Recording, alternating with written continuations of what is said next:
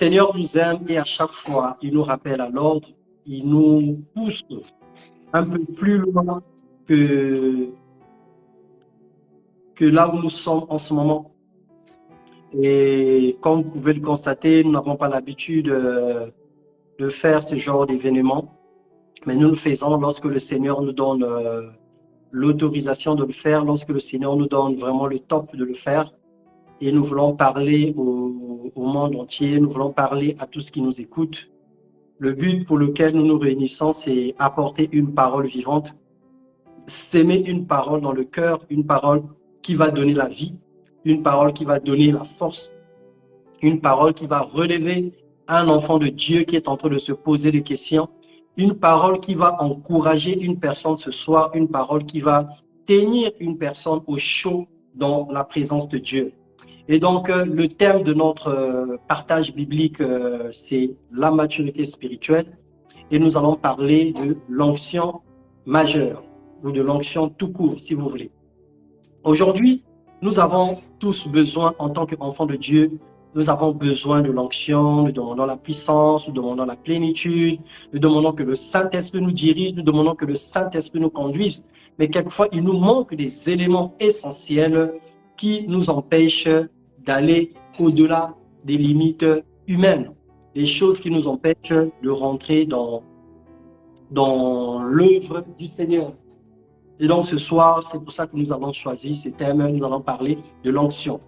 Déjà en introduction, nous allons dire que tout homme, toute femme, toute personne en tout cas qui veut servir le Seigneur est appelé à grandir.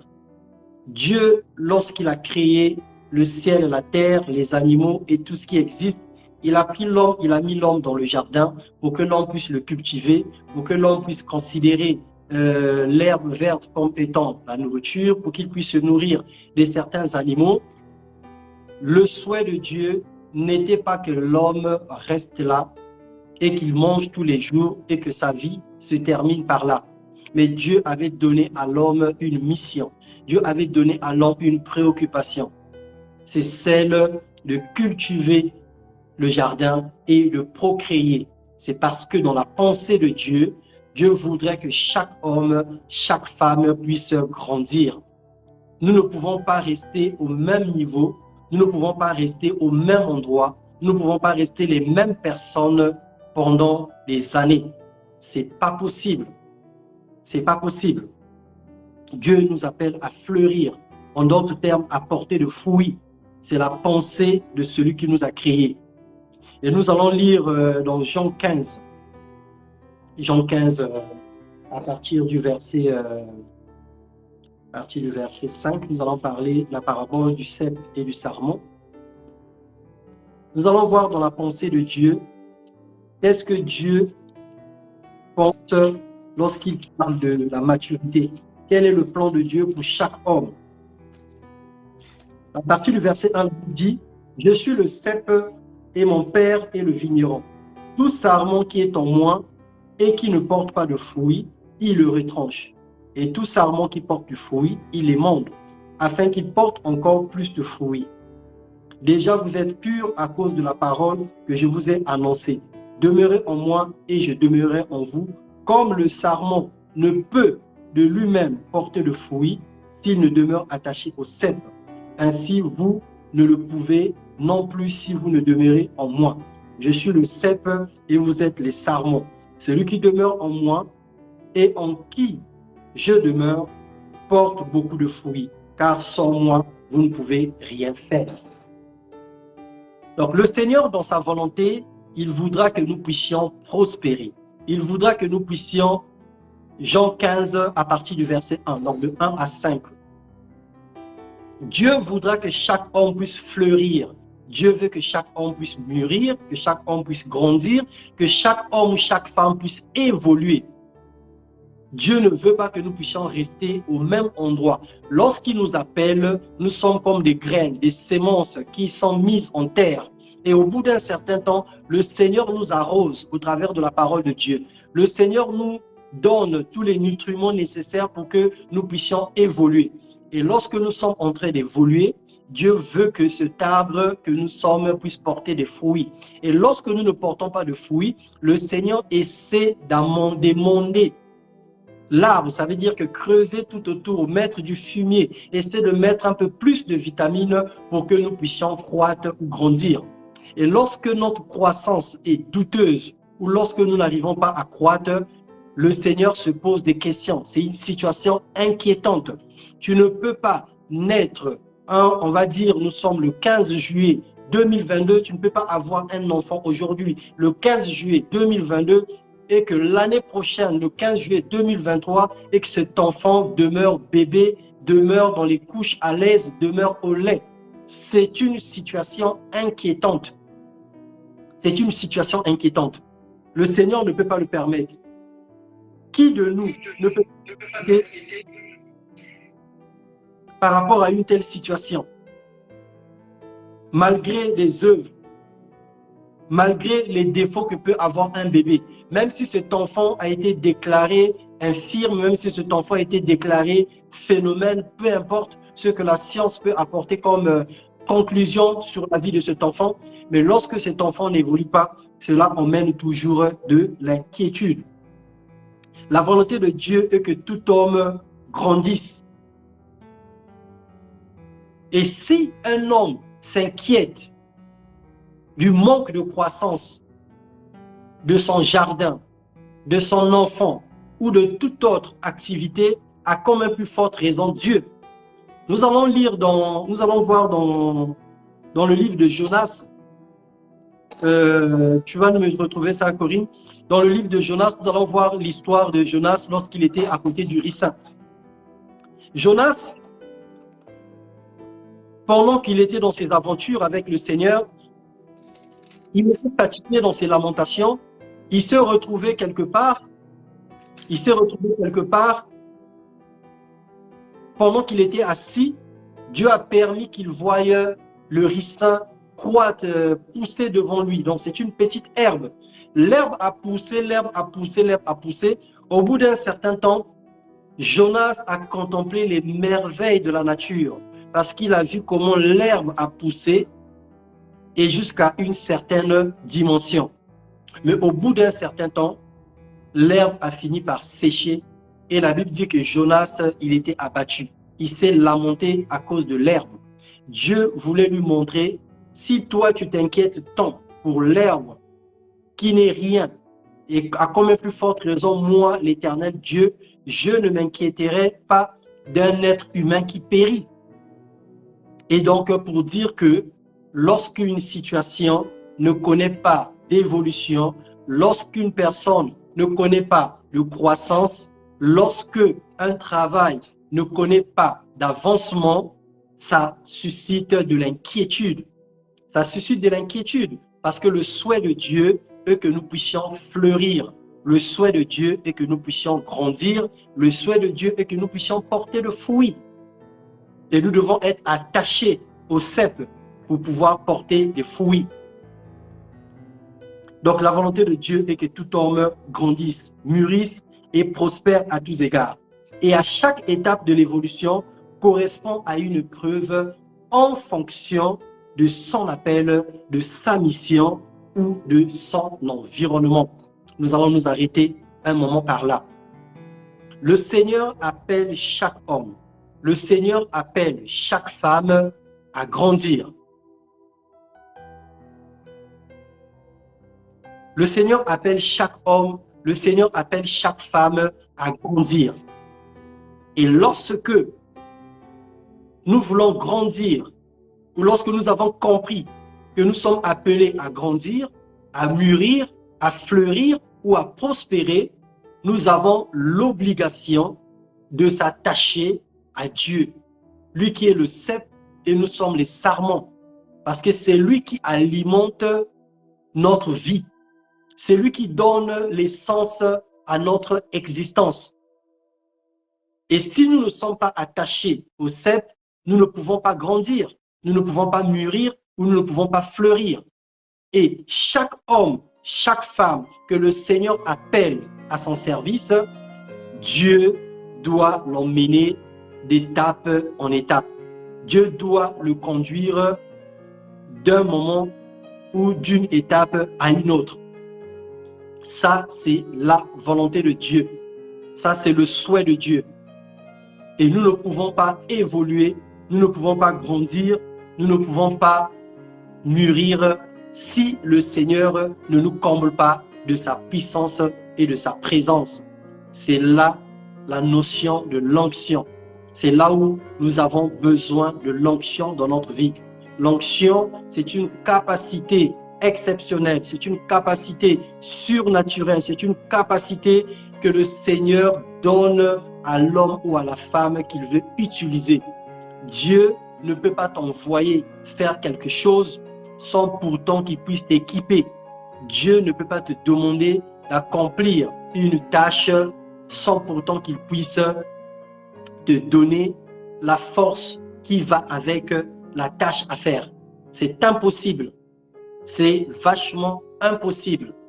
Lorsque nous faisons l'œuvre de Dieu sans avoir le revêtement, sans avoir l'onction sur notre vie, nous allons faire une œuvre charnelle. Alors que pour obtenir l'onction, pour être revêtu de la puissance d'en haut, nous devons grandir. Donc, c'est un paradoxe. Et donc, aujourd'hui, je rappelle, pour ceux qui se connectent, nous parlons de la maturité spirituelle et en sous-thème, nous parlons de l'onction majeure. Et nous avons dit que le Seigneur a créé les hommes, il a mis un projet en chaque homme. Et le souhait de Dieu est que chaque homme puisse fleurir, que chaque homme puisse mûrir, que chaque homme puisse prospérer, que chaque homme puisse grandir. Et toute personne que Dieu a appelée pour le servir, le Seigneur doit l'équiper. Le Seigneur doit lui donner une capacité surnaturelle. Dieu doit lui donner la force. Dieu doit lui donner l'énergie nécessaire pour faire l'œuvre à laquelle le Seigneur l'a appelé. Or, pour recevoir l'équipement en question, qu'on appelle l'onction, qui est le revêtement, il faille grandir. Si tu ne grandis pas, tu ne peux pas profiter de l'onction de Dieu. C'est ainsi que nous sommes dans les églises, nous sommes des serviteurs et des servantes, nous demandons tous les jours que le Seigneur, remplis-moi de ta puissance, remplis-moi de ton onction, donne-moi une onction majeure, donne-moi le don de parler en langue, donne-moi le don de prophétie, le don de miracle, le don d'opérer. Nous demandons toutes ces choses à Dieu. Mais ces choses n'arrivent pas. Ces choses sont utopiques. Ces choses ne sont que châteaux bâtis en Espagne parce que nous n'avons pas encore grandi. Parce que nous sommes encore des enfants, nous sommes encore à la couche culotte. Nous sommes encore des enfants au lait. Et tant que nous allons demeurer des enfants au lait, tant que nous allons demeurer immatures, nous ne pouvons pas profiter de l'onction de Dieu. Nous ne pouvons pas profiter de la puissance de Dieu. Nous ne pouvons pas bénéficier du revêtement de Dieu. Et donc, c'est une condition sine qua non. Pour obtenir l'onction de Dieu, il est strictement obligatoire ou indispensable que nous puissions grandir. On ne prendra pas de la viande, on ne prendra pas de la nourriture solide pour donner à un enfant. C'est impossible. Déjà, l'enfant n'a pas de dents. Or que lorsque l'enfant grandit, lorsque l'enfant fleurit, mûrit, prospère, on a l'apparition des dents. On commence par les dents de lait, après c'est des dents en elles-mêmes qui sortent. Et jusqu'à un certain âge adulte, on parle même jusqu'à 32 dents, qui est la denture d'un adulte. Et tant qu'on n'a pas les dents pour pouvoir broyer de la viande ou de la nourriture solide, nous allons nous contenter du lait. Et tant que nous sommes au lait, nous serons appelés des enfants et nous ne pouvons pas obtenir le revêtement de la parole de Dieu, le revêtement de la puissance de Dieu. Alors, Dieu nous donne sa puissance parce que lui-même, au commencement, la Bible déclare que la terre était vide et informe, mais l'Esprit de Dieu se mouvait au-dessus des eaux. Et le Seigneur a séparé les ténèbres avec la lumière à cause de la présence de l'Esprit. c'est la puissance du Saint-Esprit, la puissance de Dieu qui lui a donné la capacité de séparer les ténèbres avec la lumière. Et donc, nous ne pouvons pas opérer dans la lumière, nous ne pouvons pas opérer dans la puissance, nous ne pouvons pas opérer dans l'œuvre de Dieu si nous ne sommes pas revêtus de la puissance d'en haut, si nous ne sommes pas revêtus de l'onction de Dieu. Et pourquoi Dieu met en nous son esprit? Nous allons lire dans le Psaume 8, la Bible déclare « Éternel notre Dieu, que ton nom est magnifique sur toute la terre, ta majesté s'élève au-dessus des cieux. Par la bouche des enfants et de ceux qui sont à la mamelle, tu as fondé ta gloire pour confondre tes adversaires, pour imposer silence à l'ennemi et aux vindicatifs. Quand je contemple les cieux ouverts de tes mains, la lune et les étoiles que tu as créées, qu'est-ce que l'homme pour que tu te souviennes de lui et le fils de l'homme pour que tu prennes garde à lui? Tu l'as fait de peu inférieur aux anges et tu l'as couronné de gloire et de magnificence. Tu lui as donné la domination sur les œuvres de tes mains. Tu as tout mis sous ses pieds, les brebis comme les bœufs, les animaux des champs, les oiseaux du ciel et les poissons de la mer, tout ce qui parcourt les sentiers des mers. Ça, c'est ce que le Seigneur a donné à l'homme, à la création. Et nous savons que l'homme avait perdu l'autorité, l'homme avait perdu ce pouvoir à cause du péché. Jésus-Christ de Nazareth est venu pour restaurer. Il est venu réconcilier chaque homme avec Dieu. Il est venu pour nous réconcilier. Il est venu te réconcilier avec Dieu. Il est venu me réconcilier avec Dieu. Et lorsque Jésus-Christ nous réconcilie, nous naissons de nouveau. Selon Jean 1, le verset 12. À ceux qui l'ont reçu, à ceux qui croient en son nom, Dieu a donné le pouvoir de devenir enfants de Dieu, lesquels sont nés non de la volonté de l'homme, mais de l'esprit. Nous naissons de nouveau. Et lorsque nous naissons de nouveau, nous rentrons dans la pensée divine, nous rentrons dans le champ de Dieu. Et la Bible déclare dans 2 Corinthiens 5, 17, « Les choses anciennes sont passées et toutes choses sont devenues nouvelles. » Alors, parmi les nouvelles choses qui arrivent dans notre vie, on a le pardon, on a la purification, on a l'expiation de notre péché, mais on a la vie de l'esprit. Dès que nous recevons Jésus-Christ comme Seigneur et Sauveur, le Saint-Esprit habite en nous. Il fait de nos cœurs le temple de son esprit et nous devenons enfants de Dieu. Nous avons l'Esprit de Dieu et nous sommes...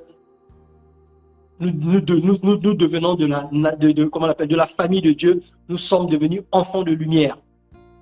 Mais la présence du Saint-Esprit à l'intérieur de nous ne suffit pas pour opérer dans une dimension exceptionnelle. La présence du Saint-Esprit à l'intérieur de nous nous donne la nature de Dieu. Mais nous devons avoir à la fois le Saint-Esprit en nous, le Saint-Esprit sur nous et le Saint-Esprit avec nous. Nous devons avoir la plénitude de l'esprit dans les trois dimensions et dans les trois contextes de notre vie. Le Saint-Esprit en nous, c'est ce que nous recevons quand nous naissons de nouveau. Le Saint-Esprit avec nous, lorsque nous marchons avec le Seigneur dans la sainteté.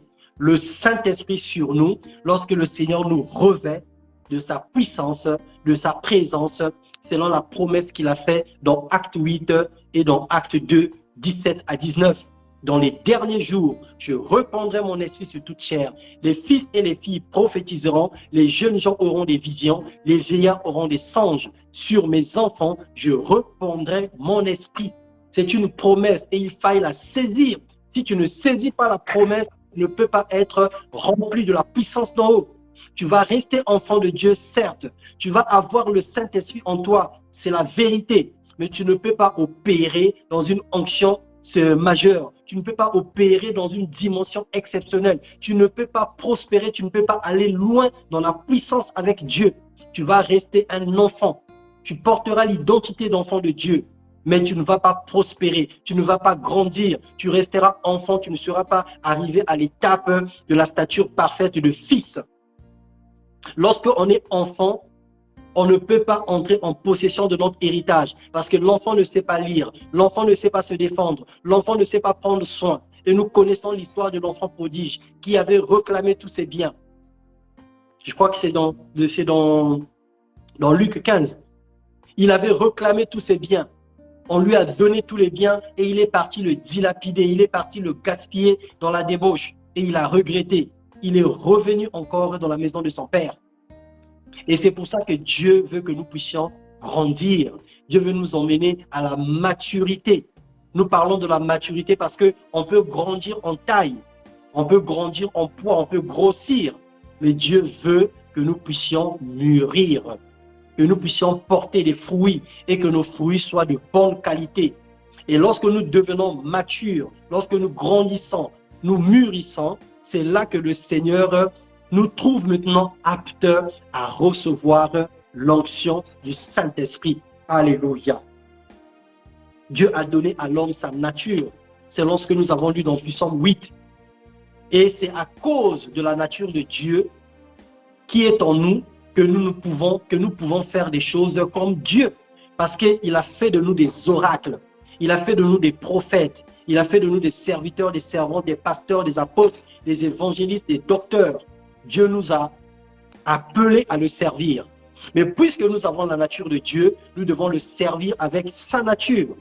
Et sa nature, c'est la puissance. Sa nature, c'est la force divine, c'est l'onction.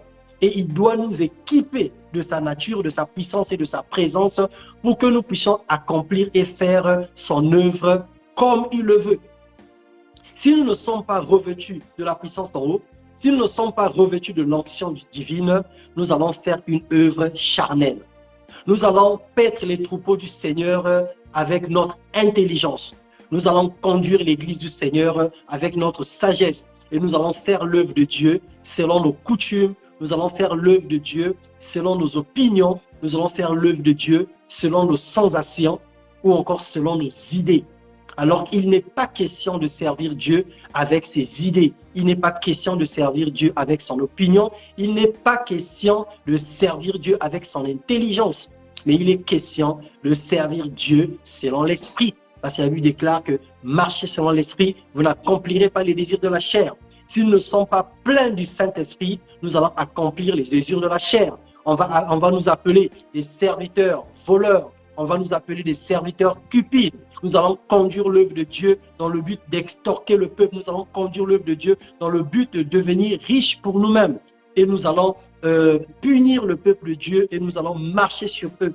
Nous ne serons pas des bons bergers parce que le bon berger, c'est celui qui abandonne les 99 et qui rattrape la seule brebis qui est égarée, qui est exposée aux loups et aux ravisseurs.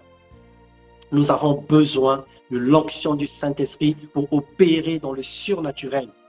Et pour obtenir l'onction du Saint-Esprit, nous devons grandir, nous devons mûrir, nous devons aller de l'avant. Tout homme, quel que soit son âge, lorsqu'il n'a pas Christ, il est encore comme un fœtus.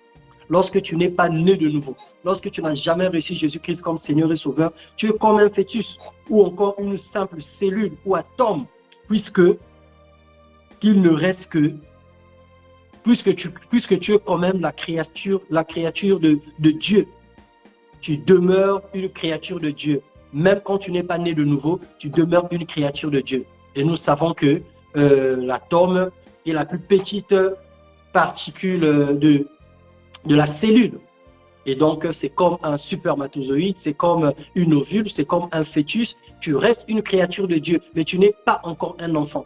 Lorsque les cellules se forment dans le ventre d'une femme, à l'instant là, on ne parle pas d'un enfant. Il y a une évolution, il y a une étape jusqu'à ce que le fœtus devienne, jusqu'à ce que les cellules deviennent fœtus, et puis ça devient enfant.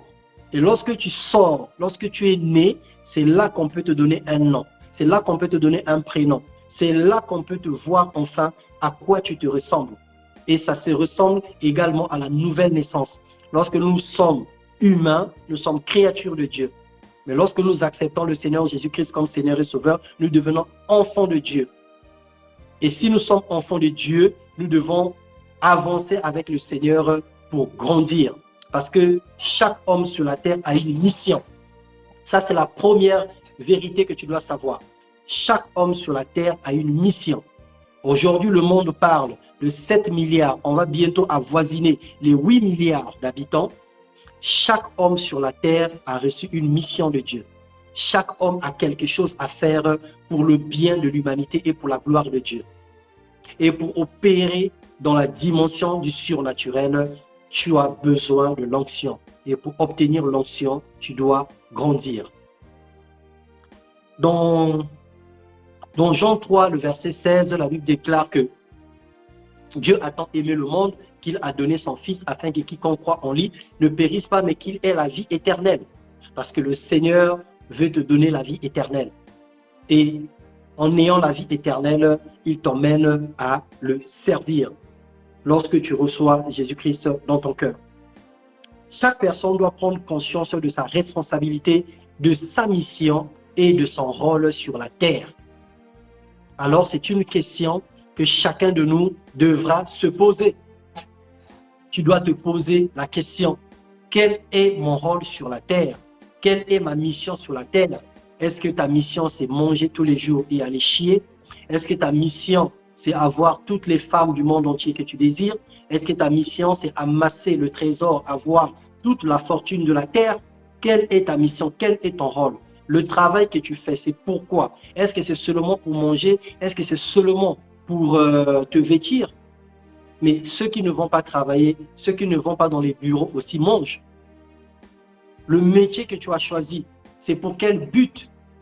Qu'est-ce que le Seigneur t'a appelé à faire avec ce que tu as aujourd'hui, l'âge que tu as, l'environnement que tu vis, le travail que tu fais, la famille là où tu es né, les capacités que tu as? Qu'est-ce que tu fais avec? Et quelle est ta mission et ton rôle dans le plan de l'Éternel, notre Dieu? Pour passer d'enfant à fils, nous devons traverser le désert. Et là, nous voulons rentrer maintenant dans le vif de notre sujet. Nous avons parlé de la maturité spirituelle et nous avons parlé de l'onction majeure. Et nous allons voir le contexte de l'onction et la différence entre un enfant et un fils et l'accès à l'onction de Dieu. Et nous allons essayer de comprendre pourquoi est-ce que certaines personnes ne grandissent pas. Pourquoi est-ce que ça fait 10 ans que tu es chrétien, mais tu es même incapable de lire la parole de Dieu? Pourquoi est-ce que ça fait 15 ans que tu pries, mais tu es incapable de chasser un démon? Pourquoi est-ce que ça fait longtemps que tu vas à l'église, mais tu es incapable de prier pour une personne? À chaque fois qu'on est dit de lever la voix, tu as même honte de prier parce que tu ne sais pas prier. Pourquoi est-ce que tu ne grandis pas? Malgré toutes les prédications que tu écoutes sur Internet, malgré le nombre de fois que tu participes dans les veillées de prière, dans les cultes, malgré la connaissance spirituelle que tu peux avoir, mais pourquoi est-ce que tu ne grandis pas? Pourquoi est-ce que tu es resté la même personne? Pourquoi est-ce que tu es resté au même niveau? Qu'est-ce qui se passe dans ta vie? Qu'est-ce qui ne marche pas dans ta vie? Qu'est-ce qui ne va pas dans ta vie? Le Seigneur te pose une question ce soir. Qu'est-ce qui ne va pas dans ta vie? Qu'est-ce qui t'empêche aujourd'hui de fleurir? Qu'est-ce qui t'empêche aujourd'hui de grandir? Et pourquoi est-ce que tu n'as jamais reçu l'onction de Dieu pour opérer dans le surnaturel? Plusieurs personnes ne grandissent pas simplement parce qu'ils ont aimé la facilité. Ils se sont accrochés aux dons. Ils se sont accrochés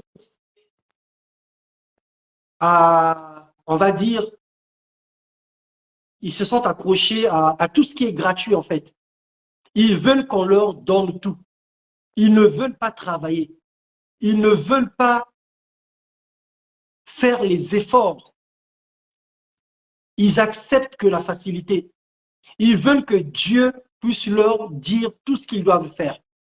Ils veulent que tout, ils veulent qu'on leur apporte tout à manger. Ils veulent qu'on leur mette tout à disposition. Ils ne savent pas rentrer en possession de leur héritage. Et ils sont restés des enfants jusqu'à aujourd'hui. Lorsque nous lisons dans l'histoire des enfants d'Israël, nous allons comprendre les deux contextes de l'onction. Parce que l'onction a deux concepts. Il y a le concept de la manne et le concept du canon. Ça, c'est les deux concepts de l'onction. Lorsque nous sommes enfants de Dieu, nous avons reçu le Saint-Esprit, nous avons dit, l'Esprit de Dieu habite en nous. La présence du Saint-Esprit en nous n'est pas rien. Loin de là. La présence du Saint-Esprit en nous, même lorsque nous sommes enfants, cette présence est manifeste.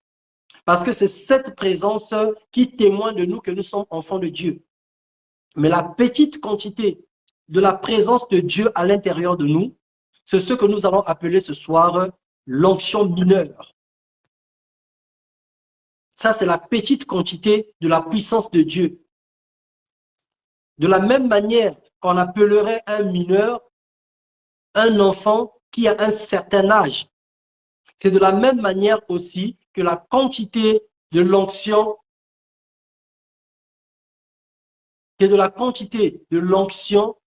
à l'intérieur de nous peut être soit mineure, soit majeure. Et l'onction de Dieu a deux concepts. Il y en a le concept de la manne et le concept du canon. Lorsque nous sommes enfants de Dieu, lorsque nous sommes enfants, pour atteindre la maturité, pour devenir fils, nous devons passer par le désert. Si nous ne passons pas par le désert, qui est pour nous une étape de la croissance, nous ne pouvons pas grandir. Lorsque Dieu, dans Exode, à partir du verset 5, du chapitre 5, lorsque Dieu a demandé à Moïse de sortir les enfants d'Israël de l'Égypte pour les emmener à la terre promise, Dieu les a fait passer par le désert. L'expérience montre que c'était un chemin de 40 jours, en tout cas de moins d'une année. Mais ils ont passé 40 ans dans le désert. Le Seigneur les faisait tourner sur place parce que Dieu voulait qu'ils abandonnent toutes les mauvaises habitudes, toutes les mauvaises actions, tout ce qu'ils avaient de mal en Égypte. Dieu voulait qu'ils abandonnent ces choses, qu'ils abandonnent des mauvaises habitudes, qu'ils quittent l'étape d'enfant, qu'ils sachent comment se laver, qu'ils sachent comment se brosser les dents, qu'ils sachent comment manger par eux-mêmes, qu'ils poussent les dents, qu'ils aient un entendement des adultes pour pouvoir comprendre les choses spirituelles. Et c'était l'objectif du désert. C'était l'objectif du désert. Un enfant, qu'on le nourrisse, un enfant, on le nourrit, alors qu'un fils, lui, il mange par lui-même. Il fait même à manger pour les autres. Donc, il y a des signes aujourd'hui qui montrent notre niveau d'évolution. En tant qu'enfant de Dieu, aujourd'hui, au travers de ces messages, il y a des signes que toi-même, tu vas expérimenter qui va montrer réellement ton niveau spirituel ou ton évolution spirituelle. Tu sauras à quel âge spirituel es-tu. Est-ce que tu es encore un enfant né de nouveau? Est-ce que tu es un enfant? Tu es en train d'atteindre l'adolescence? Est-ce que tu es mineur? Est-ce que tu as grandi? Est-ce que tu es devenu adulte? Est-ce que tu as mûri et que tu es vraiment prêt à recevoir l'onction du Saint-Esprit pour opérer là où le Seigneur veut ou pour rentrer dans l'héritage que le Seigneur t'a donné? Assurément, Dieu ne t'a pas appelé à prêcher la parole de Dieu. Assurément, Dieu ne t'a pas appelé certainement à œuvrer dans un domaine particulier, mais le Seigneur au moins t'a donné un héritage. Pour que tu rentres en possession de ton héritage, tu dois savoir interpréter le testament. Tu dois devenir fils. Tu dois grandir. Tant que tu es enfant, tant que tu n'as pas dépassé 18 ans pour certaines lois des nations, tu ne peux pas hériter. Même si ton père avait tout écrit, il avait tout mis noir sur blanc, il faut que tu arrives à 18 ans minimum pour entrer en possession de ton héritage. Et les mêmes principes des hommes, les hommes ont copié ces principes auprès de notre Dieu, notre Seigneur. Pour entrer en possession de l'onction majeure, tu dois grandir, tu dois évoluer. tu dois monter avec le Seigneur. Si tu restes un enfant au lait, tu ne peux pas entrer en possession de ton héritage. Et l'un des signes, ou parmi les signes qui montrent que toi, tu ne grandis pas, premièrement, c'est l'égoïsme. Un enfant est toujours resté égocentrisme. Il n'a pas le sens du partage. Il ne sait pas donner. Il veut toujours obtenir. Il veut toujours avoir. Il veut toujours qu'on fasse pour lui. Mais lui, il ne sait pas faire pour les autres. Lui, il ne sait pas donner. Lui, il ne sait pas se sacrifier pour les autres. Jésus-Christ disait que le plus grand parmi vous, c'est celui qui est serviteur des autres. Et celui qui sert les autres, c'est celui qui atteint la maturité. C'est celui qui atteint la grandeur. Mais lorsqu'on est enfant, lorsqu'on n'a pas encore atteint la maturité, au lieu de servir les autres, nous voulons qu'on puisse nous servir. Et effectivement, c'est la nature d'un bébé. Un bébé, il est assis sur une table, une chaise haute. On le positionne sur une table haute, on le sangle les pieds et on commence à lui donner à manger. Un bébé, c'est celui qu'on met dans la poussette, on attache et on commence à lui donner le biberon. Parce qu'il n'a pas encore compris, il n'a pas encore atteint l'âge ou la capacité de servir, mais on est en train de le servir. Lorsque tu veux toujours qu'on puisse te servir, lorsque tu veux toujours qu'on puisse faire des choses pour toi, ça veut dire que tu n'as jamais grandi. Tu es encore resté un bébé. Donc, le premier signe qui montre que nous n'avons pas évolué spirituellement, c'est l'égoïsme.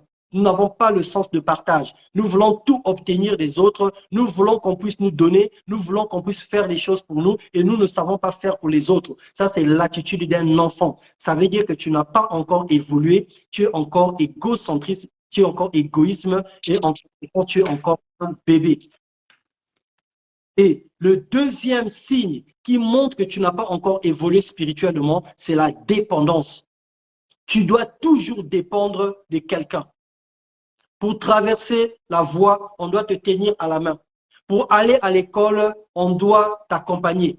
Pour aller faire un papier administratif, on doit toujours t'accompagner. Pour faire quelque chose, il faut que quelqu'un puisse le faire pour toi. Tu dépends des parents. Ça, c'est la nature d'un enfant. Un enfant dépend de ses parents parce qu'il n'est pas mature. Un enfant dépend des grandes personnes parce qu'il est encore bébé. Et nous parlons de la maturité ce soir. Et nous avons dit que le Seigneur a appelé chaque homme. Le Seigneur veut emmener chaque homme dans son plan. Mais pour que tu arrives dans le plan de Dieu, tu dois grandir, tu dois mûrir. Et lorsque le Seigneur t'appelle, il doit t'équiper de son onction. Il doit te donner une protection. Il doit te remplir de sa puissance. Pour obtenir la puissance de Dieu, tu dois grandir. C'est la condition. Si tu n'es pas grand, si tu ne grandis pas, si tu ne mûris pas, tu ne peux pas gérer l'onction du Saint-Esprit. Et des choses qui nous empêchent aujourd'hui de grandir, c'est ce que nous sommes en train de parler de tout à l'heure. Nous parlons de l'égoïsme. C'est un signe qui montre que tu n'as pas évolué. Et nous parlons de la dépendance. Tu dépends tellement des gens, tu dépends tellement que tu es encore immature. Lorsque tu seras indépendant, lorsque tu grandiras, tu seras indépendant. Tu sauras faire des choses par toi-même. Tu sauras choisir. Lorsque tu vas grandir, tu deviendras indépendant. Tu feras tes propres choix.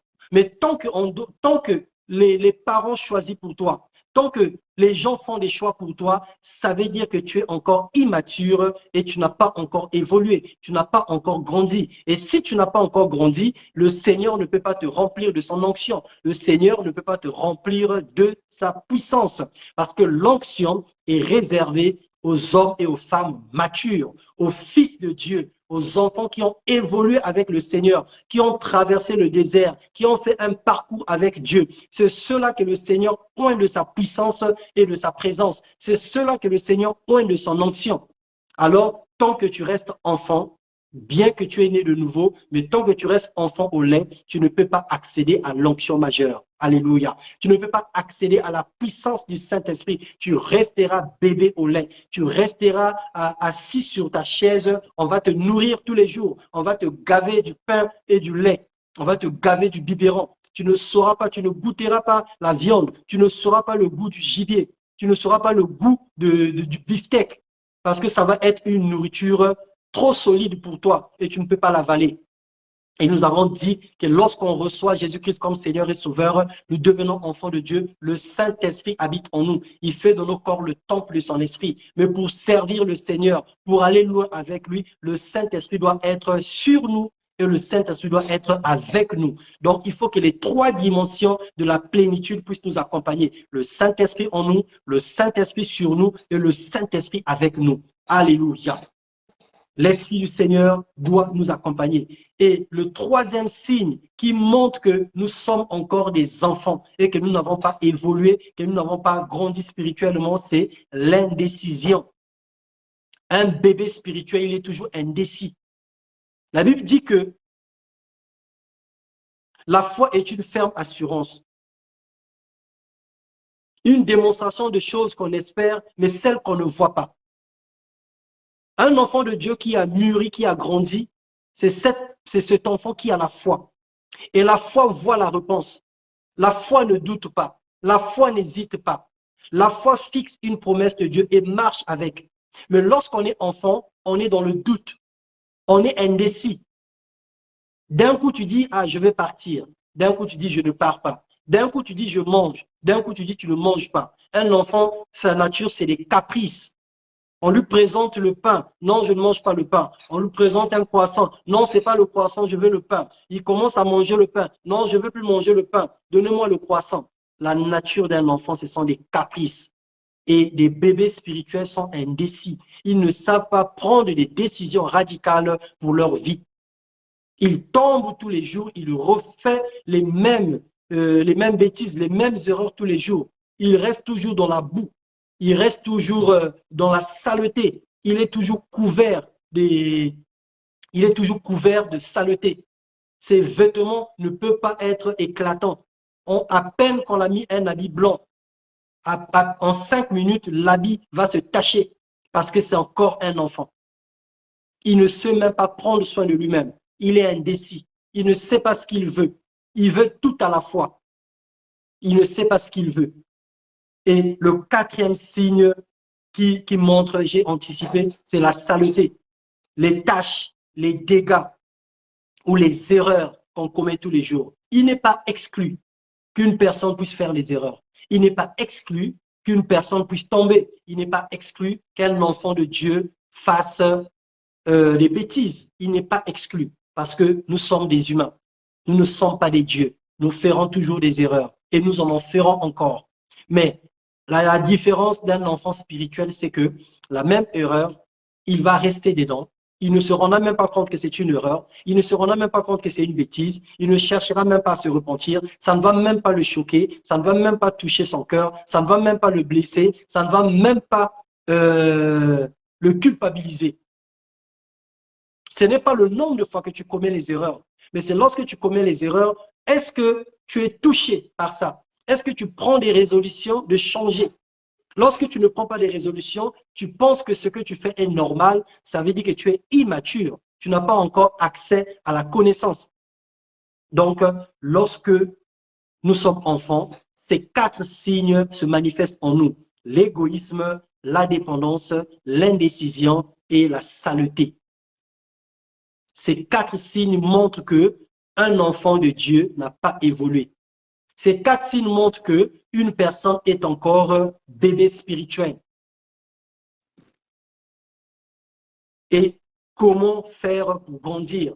Là, nous avons dit, qu'est-ce qui empêchait à l'homme de grandir? Nous avons vu que c'est la somme de ces situations. Mais comment faire pour grandir?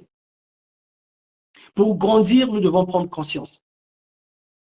Nous devons prendre conscience qu'on n'est plus enfant, qu'on a atteint un certain âge, et on doit prendre conscience qu'on ne peut plus continuer à gazouiller, comme on dit.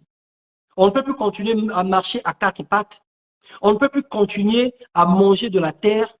Au bout d'un certain temps, on voit un enfant qui commence à réclamer la cuillère, qui commence à réclamer la fourchette. Et un enfant qui refuse même qu'on puisse le nourrir. Il commence à refuser le sein. Il commence à refuser le lait maternel. Il commence à refuser qu'on puisse lui donner des morceaux de pain qu'on a plongé dans du lait. Il veut le pain au beurre. Il veut voir sa tasse de lait. Il ne veut plus qu'on puisse lui mettre des morceaux de pain dans du lait. Tel que vous êtes adulte, Si on vous présente un petit déjeuner où on a morcelé les pains, on a mis dans du lait avec une petite cuillerette, vous n'allez pas accepter. Et pourtant, lorsque nous mettons du pain et du lait dans la bouche, ça fait le même mélange. Mais en tant qu'adulte, nous ne pouvons pas accepter ce plat parce que c'est un plat pour enfants. Et donc, lorsque un enfant commence à se rendre compte que je ne peux plus accepter ce genre de nourriture, ce sont des signes qui montrent que cet enfant est en train de prendre conscience de son âge. Lorsqu'un enfant commence à se rendre compte qu'il vient voir maman caca, maman pipi, on se rend compte que cet enfant est en train de prendre de l'âge. Parce que lorsqu'on est bébé, on pisse dessus, on chie dessus. Et ça se manifeste par des pleurs, des cris, des larmes. C'est là où maman saura que quelque chose ne va pas. Mais au bout d'un certain temps, l'enfant viendra voir maman pour dire « Maman, le pot ». Au bout d'un certain temps, l'enfant ira lui-même dans les toilettes. Et au bout d'un certain temps, l'enfant saura qu'après la toilette, il doit chasser de l'eau. Au bout d'un certain temps, l'enfant saura laver ses sous-vêtements. Et c'est une évolution. Ce sont les étapes de la maturité. Et c'est ce que Dieu a opéré avec les enfants d'Israël en les prenant du désert, de la terre de l'Égypte vers le désert pour les emmener à la terre promise. Parce que l'objectif était la terre promise. C'est à la terre promise que Dieu était en train de les emmener pour qu'ils viennent servir le Seigneur. Ils étaient en train de venir à la terre promise pour servir Dieu. Et ils ne pouvaient pas servir Dieu sans avoir grandi ou mûri. Ils ne pouvaient pas servir Dieu sans avoir accès à l'onction de Dieu. Alors, prends la décision de grandir, de mûrir avec le Seigneur. Commence à faire le maximum des efforts pour évoluer avec Dieu. Arrête les mauvaises habitudes, arrête les habitudes des enfants. Évolue avec le Seigneur, pousse avec le Seigneur, pose des actes qui vont démontrer que tu es devenu une grande personne. Arrête avec l'égoïsme, sois serviteur des autres, commence à donner, n'attends pas trop des autres. Toi, commence à donner. Arrête la dépendance, ne dépends pas des gens. Quand on doit te traverser les voies, quand on doit te faire les papiers, toi commence à te lever, toi commence à faire des choses par toi-même. Montre que tu as grandi et arrête l'indécision. Sois fixe dans tes décisions. La Bible déclare que à celui qui est ferme, Dieu assurera la réussite. On doit être ferme dans nos résolutions. Si on n'est pas ferme dans nos résolutions, nous ne pouvons pas avancer. Nous ne pouvons pas affermir notre vie. Et on doit sortir de la saleté. On doit quitter les bêtises, on doit quitter les dégâts, les erreurs de tous les jours. Et prendre conscience que nous sommes devenus des grandes personnes.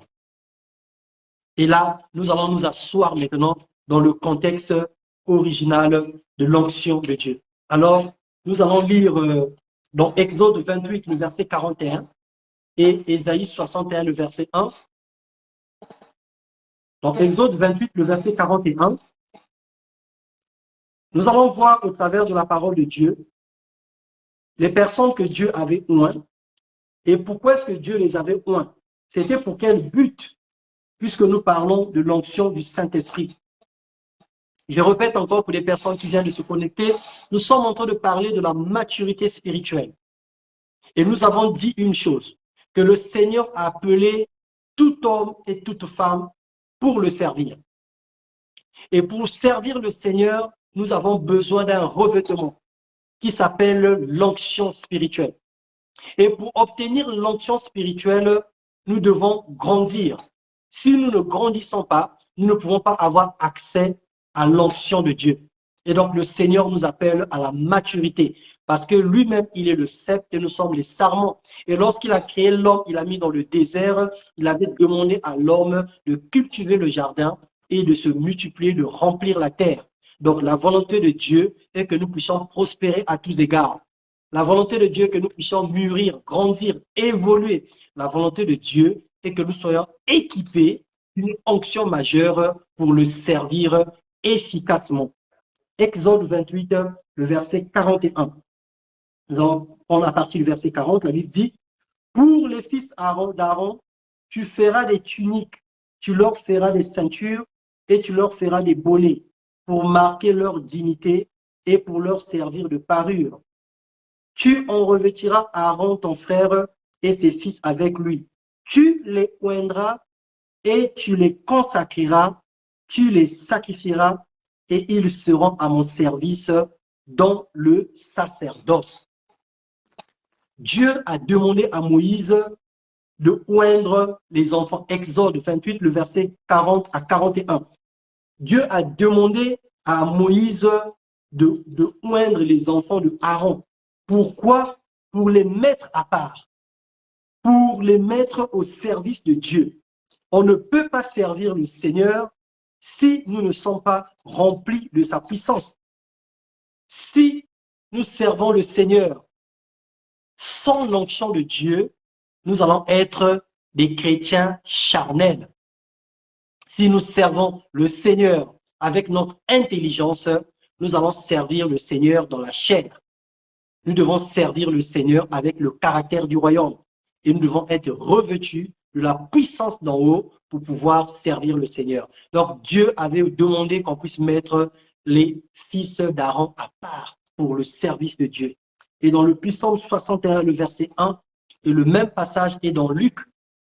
Elle dit,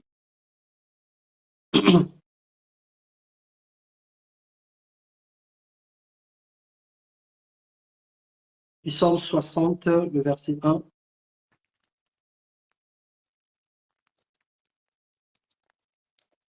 Ô Dieu, écoute mes cris. 61.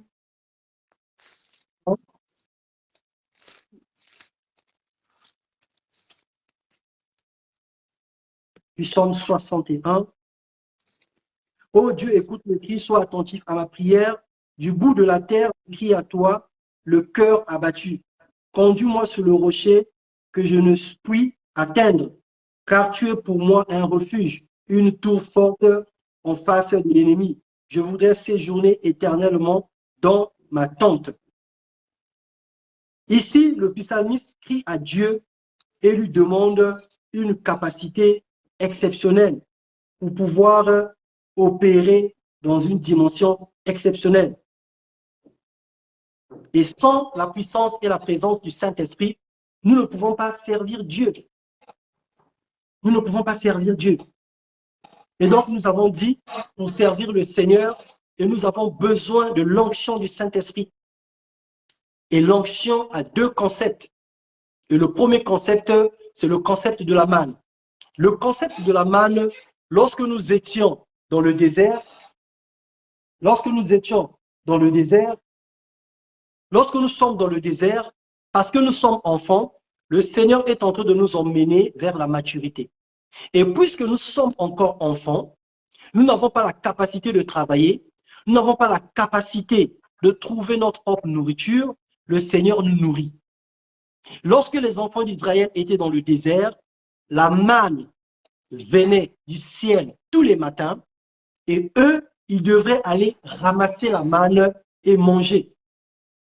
Donc, l'onction mineure, c'est le concept de la manne. Parce que nous avons dit que lorsque nous sommes enfants, nous avons la présence du Saint-Esprit en nous et l'Esprit de Dieu en nous, c'est une onction mineure. C'est une petite portion de la puissance d'en haut. Et lorsque nous sommes dans l'onction mineure, le Seigneur lui-même nous nourrit. Parce qu'il nous considère comme des enfants. Il nous considère comme des bébés. Nous sommes encore dans le désert. Nous sommes encore en train de pleurer. Nous sommes encore en train de chercher le chemin. Nous ne sommes pas encore arrivés à la terre promise. Parce que nous partons à la terre promise pour aller servir le Seigneur. Mais tant que nous sommes dans le désert, nous sommes limités. Et le Seigneur fait pleuvoir la manne tous les jours. Le Seigneur nous conduit le jour par la nuée et la nuit par la colonne de feu. Et donc, le premier concept de l'onction, c'est le concept de la manne. Et la manne est réservée vraiment aux enfants. La manne est réservée aux enfants immatures. La manne est réservée aux bébés spirituels. La manne est réservée à ceux qui ne veulent pas obtenir de Dieu une puissance surnaturelle, à ceux qui ne sont pas prêts à servir le Seigneur. C'est une étape obligatoire de la croissance, mais on ne doit pas rester indéfiniment dans le désert. Lorsque nous sommes dépendants, lorsque nous sommes égoïstes, lorsque nous sommes indécis, lorsque nous sommes dans la saleté, ça veut dire que nous sommes encore enfants, nous attendons tous les jours de Dieu la manne. Nous nous lamentons tous les jours, nous gémissons tous les jours, nous murmurons tous les jours. Lorsque les choses n'arrivent pas, ah Seigneur, je n'ai pas de boulot, Seigneur, je n'ai pas de mariage, Seigneur, je n'ai pas ceci, Seigneur, je n'ai pas cela. On se lamente tous les jours parce que nous n'avons pas encore eu accès à notre héritage. À Canaan, notre héritage est à Canaan. À Canaan, il y a le mariage. À Canaan, il y a le travail. À Canaan, il y a toutes les situations qui sont bien arrangées. À Canaan, tout est parfait. C'est le pays où coule le lait et le miel. À Canaan, on ne mange plus la manne. La manne reste dans le désert. La manne reste pour les enfants. Mais lorsque nous partons à Canaan, à la terre promise, ça veut dire que nous sommes devenus grands. Nous avons vaincu le désert. Et lorsque nous avons vaincu le désert, nous sommes maintenant prêts à aller affronter les géants. Nous sommes maintenant prêts à aller manger de la nourriture solide. Nous pouvons tuer le gibier nous-mêmes. Nous pouvons rôtir le porc nous-mêmes. Nous pouvons manger de la bonne nourriture parce que nous sommes fatigués de la manne. Quand même qu'ils étaient encore enfants, ils avaient déjà commencé à se lamenter pour la manne. Ils ont demandé les cailles. Ils ont demandé de l'eau. Alors que Dieu qui est souverain, il savait de quoi avaient réellement besoin les enfants de Dieu. Il était en train de leur nourrir de la manne. Mais ils se sont rebellés contre Dieu. Ils sont restés à se plaindre, à dépendre de la manne, alors qu'il fallait avancer. À cause de leurs erreurs, à cause de leurs fautes, le Seigneur était en train de les retenir dans le désert. Alors que s'ils avaient compris, s'ils avaient pris conscience qu'ils étaient en train de grandir, ils allaient continuer leur chemin pour vite traverser le désert et arriver rapidement pour aller manger de la nourriture solide. Donc la manne est réservée aux enfants. C'est la nourriture des bébés et c'est l'étape de l'immaturité. Et si tu ne grandis pas, tu ne peux pas entrer dans la terre promise. Si tu ne grandis pas, tu ne peux pas recevoir l'onction du Saint-Esprit. Dieu ne peut pas t'équiper pour aller le servir. Le combat spirituel est réservé aux grands, est réservé aux forts. Prêcher la parole de Dieu est réservé aux hommes faits, aux hommes matures. Prier pour les malades est réservé aux enfants qui ont compris les secrets de la prière.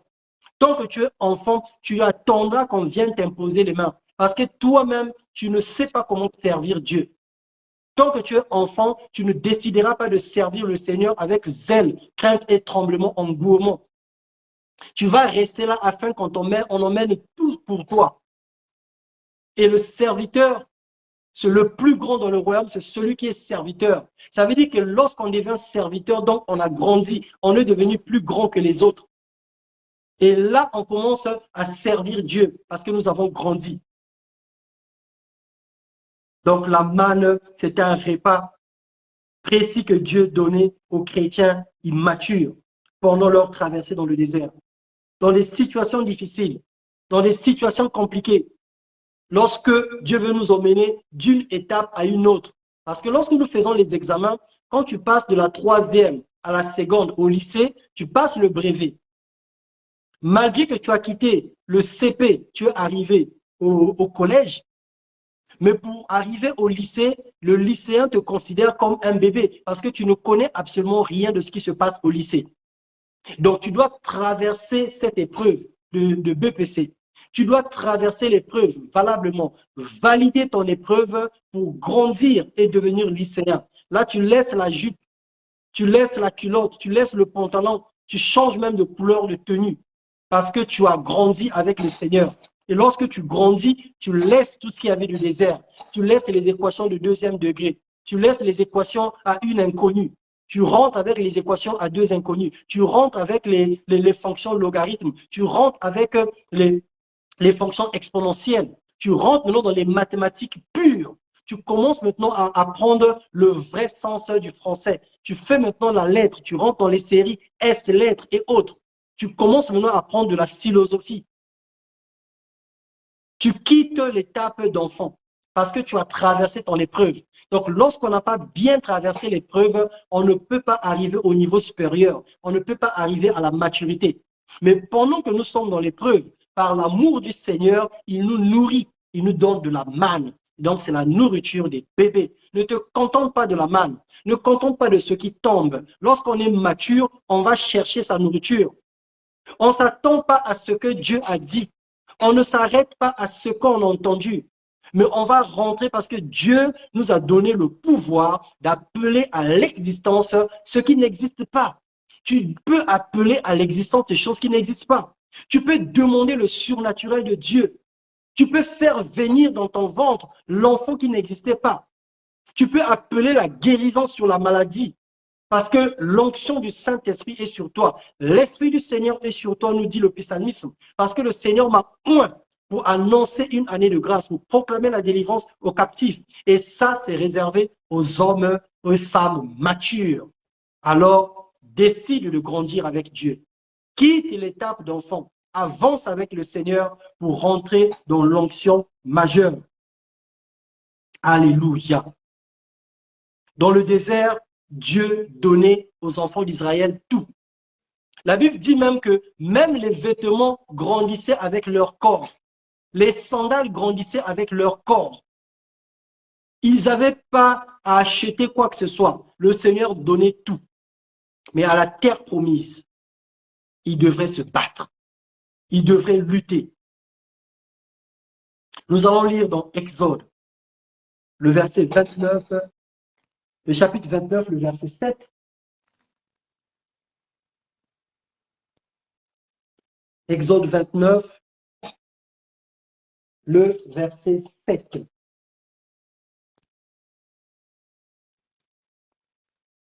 La Bible dit, tu prendras l'huile d'onction et tu reprendras sur la tête et tu l'oindras. Tu feras approcher ses fils et tu les revêtiras des tuniques. Ça, c'est l'autre version de ce que nous avons lu tout à l'heure. On parle de l'onction. Le Seigneur a demandé d'oindre les enfants d'Israël et les enfants d'Aaron.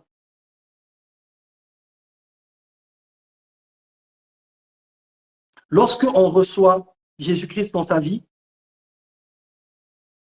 et que le Saint-Esprit habite en nous, le Seigneur nous accorde la grâce d'évoluer. Le Seigneur nous accorde la grâce de rentrer en possession de ses promesses. Mais nous ne pouvons pas attendre que tout vienne du ciel. Nous devons aspirer aux dons les meilleurs. Nous devons aspirer aux dons les meilleurs. Et nous avons besoin de l'onction du Saint-Esprit pour aller de l'avant. Dans le psaume 133, la Bible dit que c'est comme l'huile qui est répandue sur la tête d'Aaron et qui descend sur sa barbe, sous le bord de ses vêtements. C'est comme la rosée de l'Hermon. Le Seigneur nous montre par là le rôle de l'onction. Dans l'ancien temps,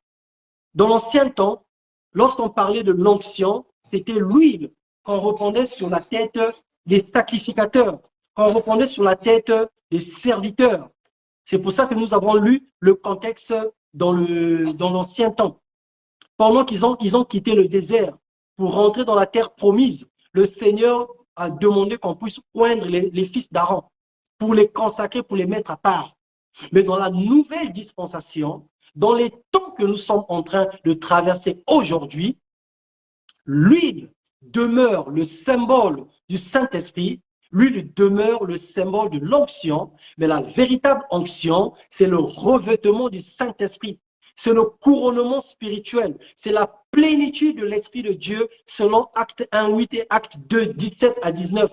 Le Seigneur nous remplit de sa puissance, mais on doit désirer, on doit aspirer aux dons les meilleurs. On doit avoir la soif de cette puissance, la soif de cette connaissance.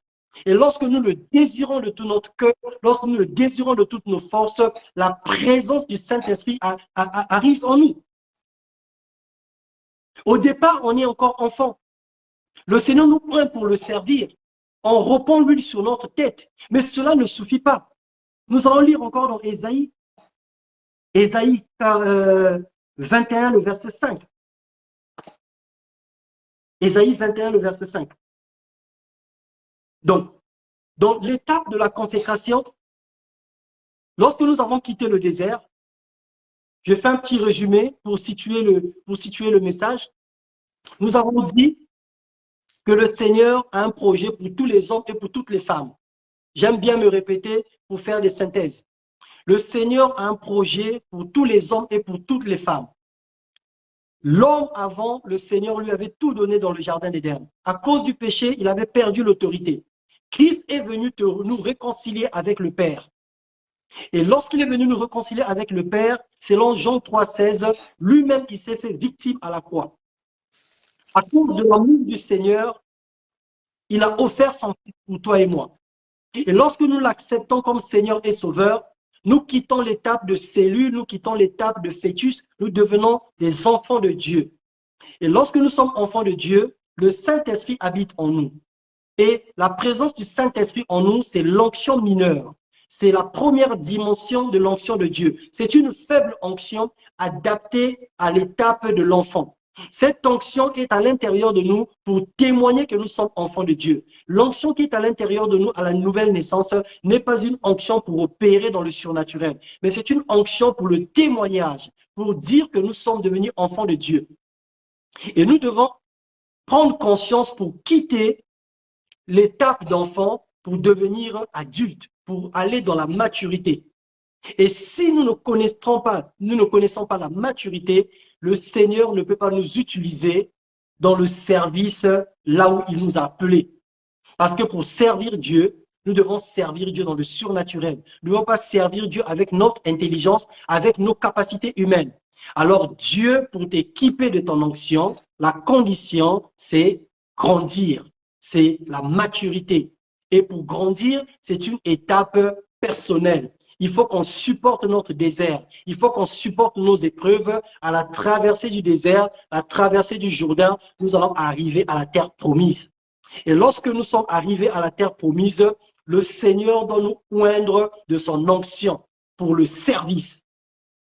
Et nous avons lu dans Exode 29 que Dieu a demandé qu'on puisse oindre les enfants, les fils d'Aaron, pour les mettre à part. Et nous avons vu dans le Psaume 133 que c'est comme l'huile qui est répandue sur la tête d'Aaron qui descend sur sa barbe, sur le bord de ses vêtements. Et nous sommes en train de dire que dans l'ancien temps, le Seigneur utilisait de l'huile pour oindre les vies, pour symboliser sa puissance et sa présence dans les vies. Et dans la nouvelle dispensation, l'huile demeure le symbole du Saint-Esprit. Parce que dans Jacques 5, le verset 17, il dit « Quelqu'un parmi vous est-il malade? Qu'il appelle les anciens de l'Église, qu'ils puissent l'oindre, qu'ils puissent prier pour lui en l'oignant d'huile. » Ça veut dire que l'huile demeure encore une pratique doctrinale. Mais l'huile versée sur la tête ne suffit pas pour te donner de l'onction. Parce que c'est le Seigneur lui-même qui va te remplir de sa puissance et de sa présence. Mais il faut désirer cette puissance. Ça peut se manifester au travers d'un acte prophétique lorsqu'on te verse de l'huile. Mais ça peut aussi venir sans même que l'huile soit versée sur ta tête.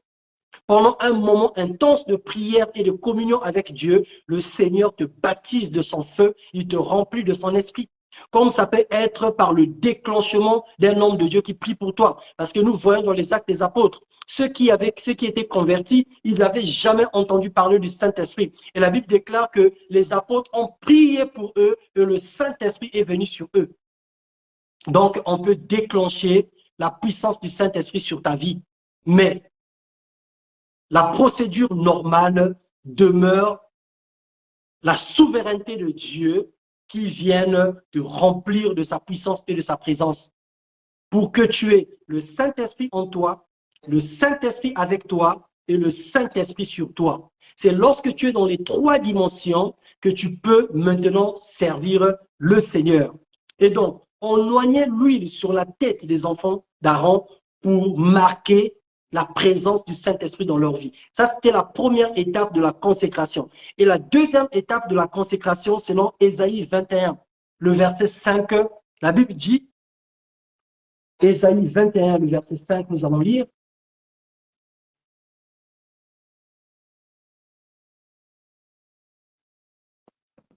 Ésaïe 21, le verset 5, la Bible dit, on dresse la table, la garde veille, on mange, on boit, debout prince, oignez le bouclier.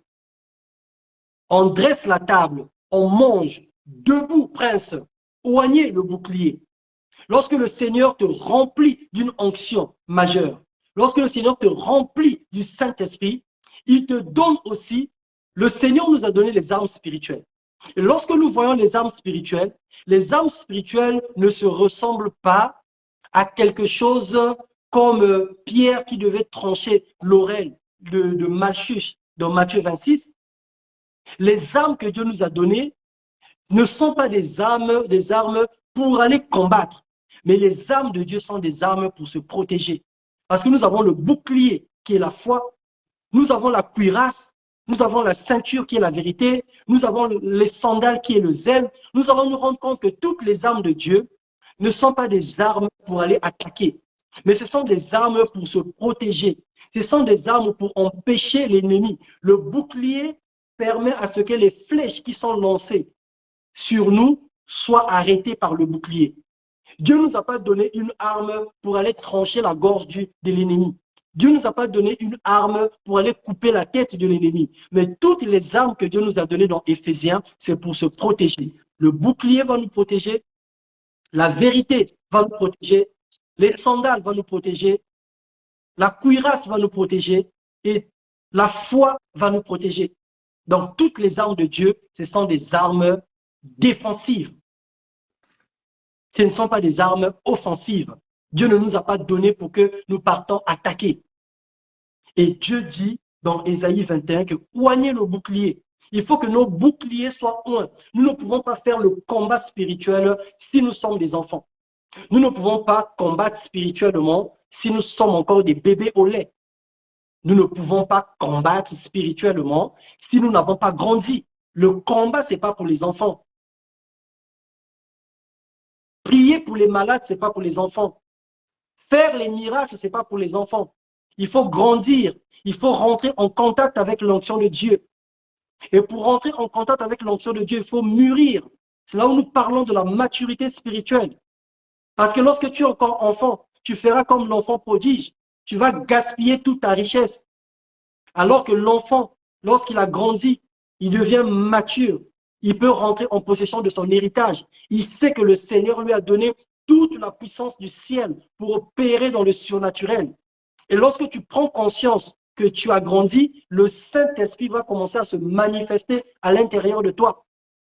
Imaginez-vous un enfant qu'on va tendre un billet, par exemple, de 100 €, ou un billet de 10 000, ou un billet de 100 $ selon les monnaies, ou un billet de 100 000 livres.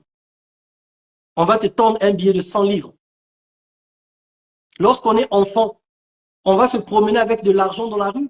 On pourra même le jeter comme du papier parce qu'on ne connaît pas la valeur de cet argent.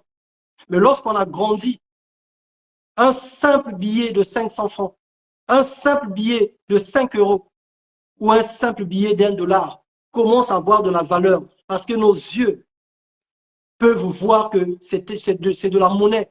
Nos yeux peuvent, notre intelligence peut discerner qu'avec cet argent, nous pouvons faire quelque chose d'important. Et ce sont des signes qui montrent qu'on a grandi. Et donc, si nous sommes immatures, nous allons blaguer avec l'onction de Dieu, comme fut le cas de Samson. Samson a blagué avec l'onction de Dieu et cette onction l'a tué. Lorsque nous sommes matures, nous allons savoir à quel moment et comment utiliser l'onction de Dieu. Nous voyons aujourd'hui de plus en plus qu'il se passe des choses bizarres au milieu ecclésiastique et charismatique.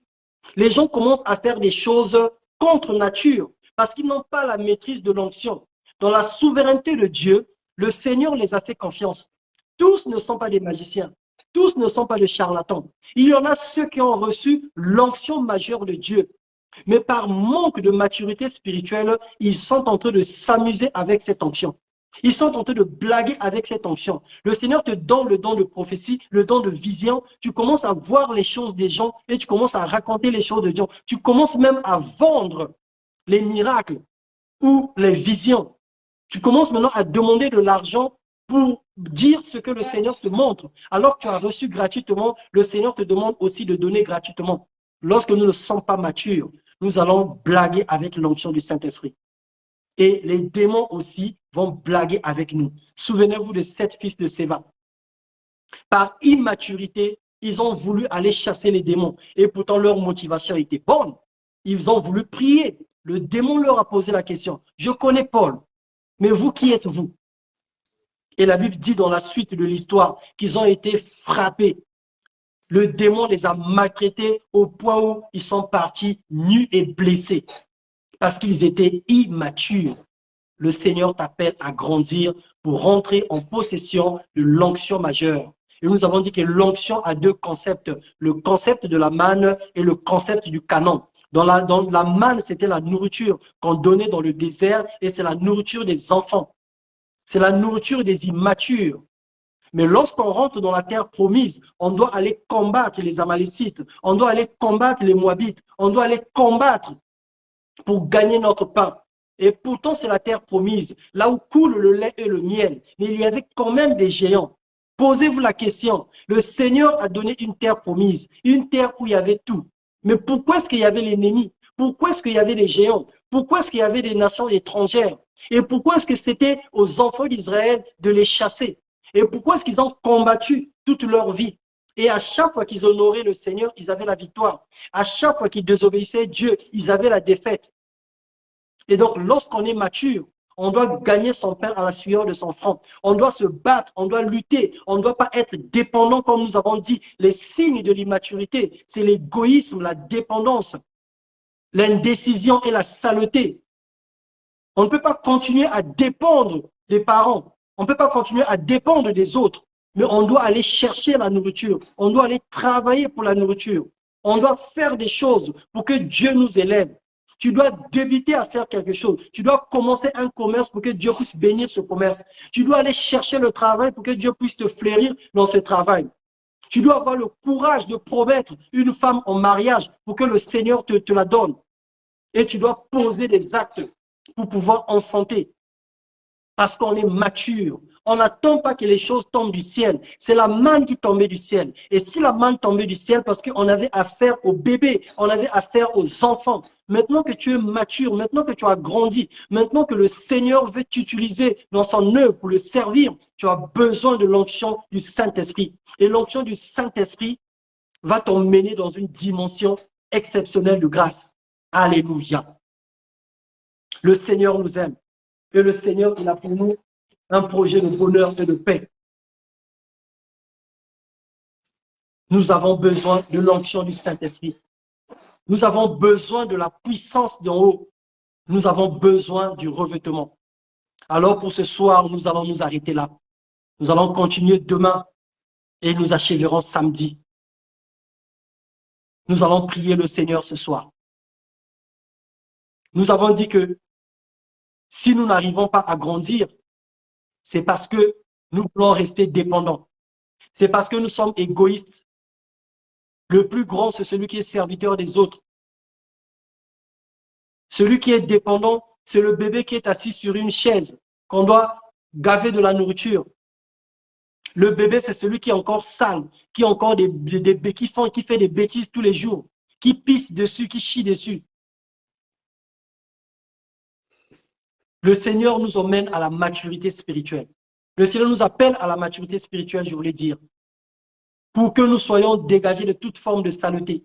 Et lorsque nous allons grandir, nous serons capables de rentrer en possession de notre héritage. Et lorsque nous allons découvrir dans notre testament, dans notre héritage, que nous avons la puissance, que nous avons l'onction, que nous avons la guérison, que nous avons les paroles de connaissance, que nous avons les dons de miracle, que nous avons les dons de foi, que nous pouvons opérer des grandes choses, parce que nous sommes rentrés en contact du testament que le testateur a laissé pour nous. Christ est mort à la croix, il nous a laissé un testament. Et le testament qu'il nous a laissé, c'est l'héritage du royaume. C'est la puissance d'en haut. Parce qu'il a dit dans les derniers jours, il répandra son esprit sur toute chair. Ça fait partie de la promesse qui est dans le testament que Jésus-Christ nous a laissé. Il a dit qu'il était avantageux qu'il s'en aille afin qu'il vienne le Saint-Esprit, le Consolateur. Ça faisait partie du testament. Ça faisait partie de l'héritage que Christ nous a laissé. Alors ce soir, nous allons prier. Nous allons demander à Dieu de nous aider à sortir de l'enfantillage. Que nous puissions quitter l'étape d'enfant. que nous arrêtons de pleurer tous les jours, que nous arrêtons de nous lamenter tous les jours, que nous arrêtons de demander tous les jours. Nous devons être ceux qui donnent. Nous devons être ceux qui font des choses. Nous ne devons pas attendre que les choses soient faites pour nous. Nous ne devons pas attendre les choses se faire par elles-mêmes. Nous devons avoir le courage, comme des grandes personnes, se lever pour aller servir le Seigneur. Élevons nos voix et prions le Seigneur dans le nom puissant de Jésus. Alléluia. Seigneur, gloire, Père Tout-Puissant, Papa, nous te bénissons, oh Yahvé Dieu. Père, nous prions ce soir, éternel des armées, que tu nous emmènes, éternel des armées, à la maturité spirituelle, au Dieu de gloire. Parce que tu as dit, Seigneur, que tu es le cep et nous sommes les sarments. Lorsque le cep, le sarment est détaché au cep, le sarment n'est plus nourri par la sève et il ne peut pas porter de fruits. Seigneur, nous voulons porter de fruits. Nous refusons la dépendance. Nous refusons la saleté sur nous. Nous refusons de vivre dans la confusion. Nous refusons de vivre dans le péché. Nous refusons de vivre dans les actes, dans les œuvres qui ne glorifient pas le Seigneur. Seigneur, pardonne-nous pour nos fautes et nos erreurs. Ce soir, nous parlons à un enfant de Dieu. Nous parlons à celui qui a reçu le Seigneur Jésus-Christ comme son Seigneur et son Sauveur, mais qui est resté au même endroit. Ça fait 10 ans que tu es chrétien. Ça fait 10 ans que tu es chrétienne. Tu ne sais même pas prier. Tu ne sais même pas élever ta voix. Tu ne médites pas la parole de Dieu. Tu es incapable de prier pour un malade. Tu es incapable même de prier pour ta propre vie. Parce que tu es resté bébé spirituel. Tu ne veux pas avancer avec Dieu. Tu ne veux pas oser. Tu ne veux pas t'engager. Tu es resté au même endroit. Le Seigneur nous appelle au changement. Le Seigneur nous appelle à évoluer. Le Seigneur nous appelle à mûrir. Le Seigneur nous appelle à grandir dans le nom de Jésus. Que le Seigneur nous accorde la grâce de mener une vie de maturité, d'avancer avec lui, de le connaître de façon exceptionnelle. Arrêtons les caprices, arrêtons de pleurnicher, arrêtons de se lamenter. Voyons les choses comme des grandes personnes. Un enfant, lorsqu'il désire quelque chose, il se met à pleurer. Mais une grande personne, il fait la demande. Il écrit une lettre de demande. Il s'exprime pour demander. L'enfant s'arrête à pleurer. Alors arrête de pleurer sur ton sort. Arrête de te lamenter sur la situation que tu traverses. Crie au Seigneur parce que le Seigneur t'emmène à la maturité. Il t'a fait traverser le désert. Il te nourrissait un moment avec la manne pour que tu puisses avoir la force de traverser le désert. Maintenant que tu es à la porte du désert, tu dois avoir le courage de rentrer dans la terre promise. Arrête la peur de t'engager, la peur d'affronter les situations, la peur de prendre des décisions. Le Seigneur t'emmène à la maturité. Le Seigneur t'emmène à la grandeur. Élève l'étendard, élève le standard de ta foi. Grandis avec le Seigneur, avance avec le Seigneur, avance avec Dieu. Refuse la facilité. Refuse de toujours tendre les mains qu'on te donne. Parce que la Bible dit que la main qui donne est toujours au-dessus de celle qui reçoit. Lorsque tu es toujours là à recevoir, les autres seront toujours te domineront toujours. Refuse d'être dominé par les autres. Refuse d'être dominé par le système de ce monde. Refuse d'être dominé par les satanismes. Travaille avec le Seigneur. Dieu a donné à l'homme le pouvoir de multiplier, de fructifier, de remplir la terre. C'est la mission que Dieu t'a donnée. Dieu ne t'a pas appelé pour que tu restes au même endroit. Dieu ne t'a pas appelé pour que tu restes la même personne. Nous avons dit au début, lorsque nous avons un enfant qui est né aujourd'hui le 15 juillet 2022, l'année prochaine le 15 juillet 2023, et que nous nous rendons compte que cet enfant est resté bébé, ça va nous inquiéter. Ça va nous inquiéter et nous allons nous rendre compte que cet enfant est phénomène, cet enfant est infirme, cet enfant a un problème. Et c'est ce que le Seigneur ressent pour nous. Le Seigneur pleure pour nous parce qu'il voit que nous sommes restés au même endroit. Nous n'avons pas évolué. Nous sommes devenus des phénomènes spirituels, des infirmes spirituels. Nous sommes devenus des aveugles, des boiteux spirituels, alors que le Seigneur nous appelle à la grandeur. Nous voulons entrer en contact avec l'onction majeure, l'onction du Saint-Esprit. Nous voulons quitter le désert. Nous voulons laisser la manne pour aller manger les cancans, pour aller manger le miel qui est dans la terre promise, pour aller boire du bon lait qui nous attend dans la terre promise. Et la terre promise, c'est pour des grandes personnes. C'est pour ceux qui ont vaincu le désert. C'est pour ceux qui ont vaincu les épreuves. C'est pour ceux qui ont supporté les épreuves. Dans Romains 12, 12, la Bible déclare que les souffrances du temps présent ne seront pas comparées à la gloire à venir. Et Dieu nous incite à supporter patiemment nos épreuves. Celui qui a grandi est celui qui décide d'affronter ses difficultés. Que tu ne t'arrêtes pas là à pleurer sur ton sort, mais tu prends la décision d'avancer avec le Seigneur. Dieu nous appelle à la maturité. Dieu nous appelle à l'expansion. Dieu nous appelle à la grandeur. Dans le nom puissant de Jésus. Alléluia. Nous allons prier le Seigneur. Nous allons dire à Dieu qu'aucun obstacle ne nous empêche d'évoluer avec le Seigneur. Que rien ne nous empêche d'avancer avec Dieu. Le diable, par moment, viendra nous secouer. Le diable, par moment, viendra nous faire croire que c'est trop difficile, abandonne. Il viendra par moment nous faire croire que la situation que tu traverses, Dieu n'existe pas. Je veux te rassurer ce soir que tu étais simplement en train de traverser le désert.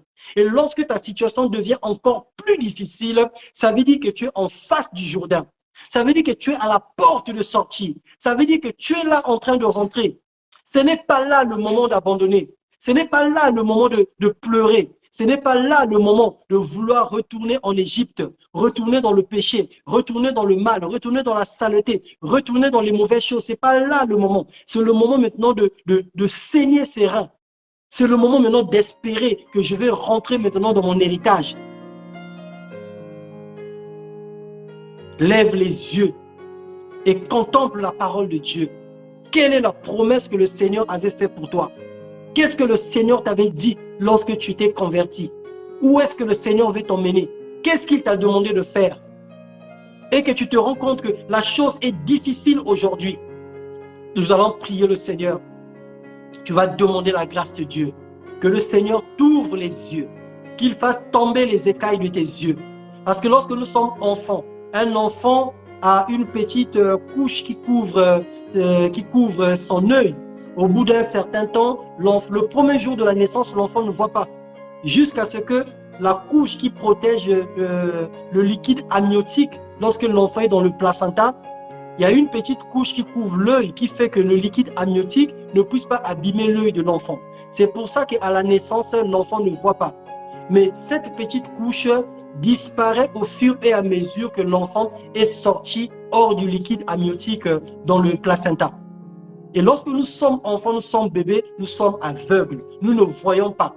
Mais le Seigneur nous ouvre les yeux aujourd'hui. Alors prie le Seigneur. Demande à Dieu de t'ouvrir les yeux, d'enlever les écailles de tes yeux, qui te sort de l'aveuglement, qui te sort de l'ignorance. L'ignorance qui t'empêche de voir que tu as un testament qui est fait pour toi. L'ignorance qui t'empêche de voir que le Seigneur a tout promis pour toi. Le Seigneur a tout réservé pour toi. L'ignorance qui t'empêche d'accéder au pouvoir de Dieu.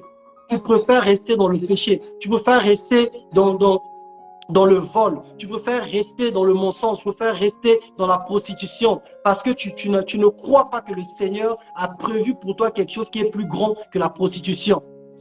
Alors prie le Seigneur ce soir. Demande à Dieu d'enlever les écailles de tes yeux. Que le Seigneur t'enlève de l'ignorance dans le nom de Jésus. Alléluia. Seigneur, merci. Merci pour ces temps-ci. Merci pour ces moments particuliers. Merci pour ta gloire. Merci pour ton règne. Merci pour ce premier jour de séminaire éternel des armées où ta grâce se répand sur nos vies, où tu commences, Seigneur, à faire tomber les écailles de nos yeux, où tu enlèves, Seigneur, tout ce qui nous empêchait de voir de l'avant, tout ce qui nous empêchait de rentrer en possession de notre héritage. Nous croyons en toi, éternel des armées, et nous nous soumettons sous ton divin contrôle. Nous te laissons, éternel des armées, le contrôle, ô Dieu de gloire, Papa, de cette journée, Père avec Dieu, dans le nom de Jésus. Seigneur, merci pour l'œuvre éternelle des armées que tu bâtis dans nos vies. Que toute la gloire revienne. Dans le nom puissant de Jésus, nous avons ainsi prié. Amen. Amen, amen. Merci, présence, merci pour votre participation. Nous allons continuer demain sur le même thème, nous allons avancer. Aujourd'hui, nous avons parlé de la nouvelle naissance. Nous avons défini les comportements d'un enfant et nous avons vu pourquoi est-ce qu'on ne grandit pas et qu'est-ce qu'il fallait faire pour grandir. Nous avons vu que lorsque nous avons grandi, nous pouvons accéder à la promesse de Dieu qui est l'onction majeure. Mais avant d'arriver à l'onction majeure, nous avons l'onction mineure qui est en nous. Certaines personnes ont décidé de rester à l'onction mineure, la présence du Saint-Esprit en eux. Ils se sont arrêtés là, alors que Dieu veut que le Saint-Esprit soit en nous, il soit sur nous et il soit avec nous. Il nous accompagne en toutes choses pour aller accomplir la destinée glorieuse ou la mission que Dieu nous a donnée. Et demain, nous allons nous enfoncer dans le contexte de l'onction majeure. Lorsque tu arrives à la terre promise, lorsque tu arrives dans la terre là où il y a les ennemis, comment est-ce que tu dois faire? Comment tu dois rentrer en possession de ton héritage? Quelles sont les batailles qui t'attendent? Et comment tu dois gagner les batailles qui t'attendent? Et nous avons besoin de l'onction de Dieu. Même si à la terre promise, il y a l'ennemi et que nous devons aller combattre l'ennemi, mais nous n'avons pas peur parce que le Seigneur a oint notre bouclier. Le Seigneur a oint notre tête. Et nous sommes plus que vainqueurs en Jésus-Christ. Que le Seigneur vous bénisse. Nous avons fini. Demain, nous sommes là à 20h, heure de l'Afrique centrale. 21h pour ceux qui sont à Paris. Et donc, voilà. Nous avons fini. À plus. À plus. Bonsoir à tous. Bonne soirée.